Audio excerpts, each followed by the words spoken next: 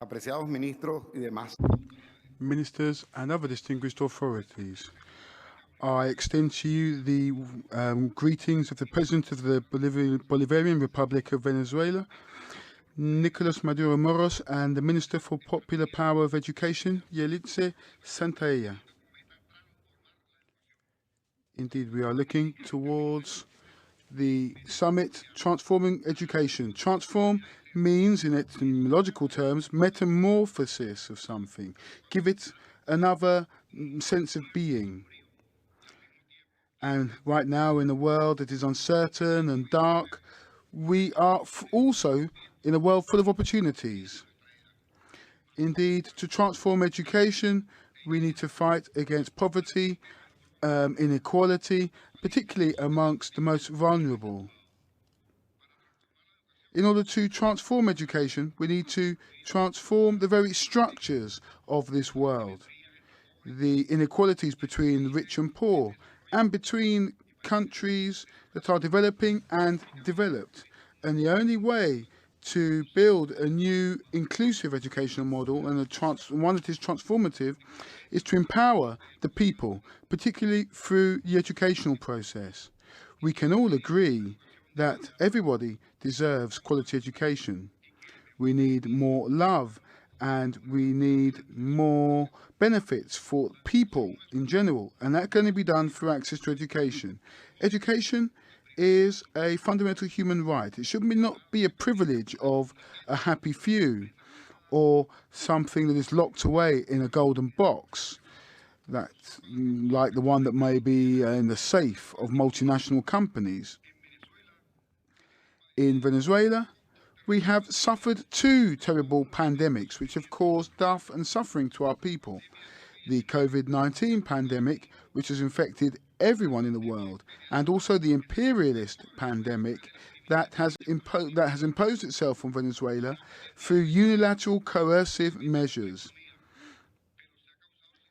It has tried to destroy without success our economy, but it has caused suffering to our people.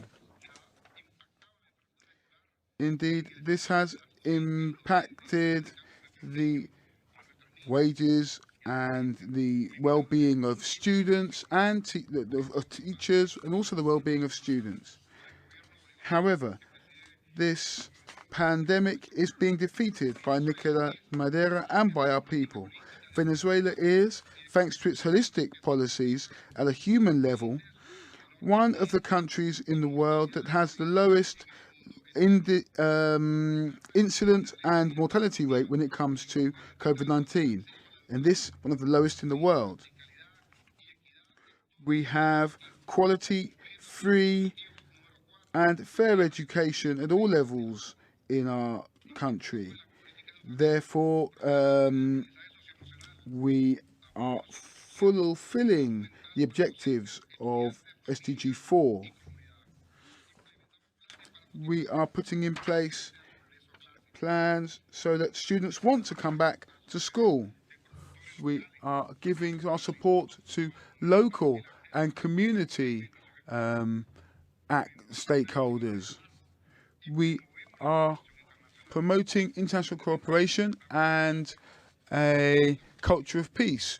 We would also like to thank countries such as Russian Federation, China, Turkey, India, and many Arabic countries for their support.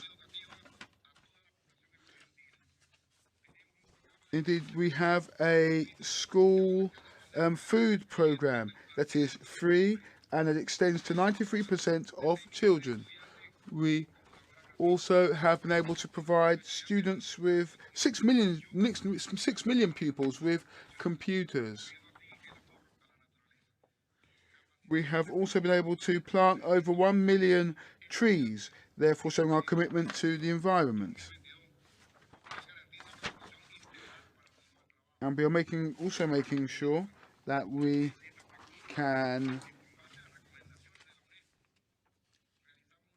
and we've also carried out a major national consultation in terms of education in which 170,000 people participated: students, teachers, the private sector, foundations, NGOs, government workers, government experts, local representatives, and representatives of UN agencies in Venezuela.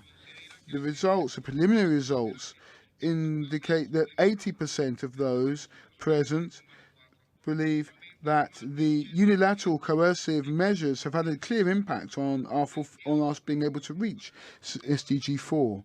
But it's also believed that 80% of people also believe that the way forward is to dialogue in order to overcome these challenges. Indeed, we need to make sure that education for all is a veritable turning point in order for all of us to have more knowledge, more love, and human happiness. Thank you.